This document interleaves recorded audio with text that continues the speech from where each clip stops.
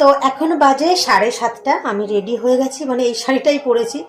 আমি আর মানে আলমারি থেকে শাড়ি বার করতে আর ভালো লাগছে না। মেন কথা, একটা জায়গা থেকে এসে না আর একটা জায়গায় একদম শরীর চলছে না। আমার চোখ টোক থেকে বুঝতেই পারছো, মানে মনে হয় কত বছর যেন আমি ঘুমাইনি। সেই যে 3টে থেকে সেন্টার থেকে এসছি, সেই থেকে ওই দেখো, সেই থেকে জ্বালাতন করেই যাচ্ছে। আর শুনছে না, আমার তো একদম ভালো লাগছে না, মনে হয় একটু শুয়ে পড়ি। কিন্তু ও মানে মেয়ে একদম বাড়ি থাকছে না, ও যাবে বলে পাগল হয়ে যাচ্ছে। তার জন্য এই শাড়িটা আমি 5 মিনিট অন্তর নিয়ে যাই, নিয়ে ঘুরিয়ে নিয়ে চলে আসবো। আর আমার শরীর একদম টানছে না।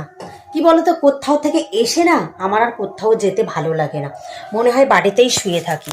ওই একটা জায়গা থেকে এসে আবার একটা জায়গায় আমার হয় না। কিন্তু কি করব, এখন ওর জন্য আমার সব জায়গায় যেতে হবে।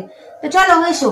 একটা ক্লিপ মাথায় দেবে না, একটু চুল বাঁধবে না, কিছুই করবে না। আমি ভেবে পাই না ও কি। আর সারা, তো চলো ওখানে কি হচ্ছে একটু দেখা যাক, তোমাদের সাথে একটু শেয়ার করবো। তো এই শাড়িটা পরেছি, এটা বাইরেই ছিল, ভাবছিলাম এটাই পরেছি। এসো, এটা তোমার কেমন লাগে একটু মিমিরা দেখুক। এখানে এসো।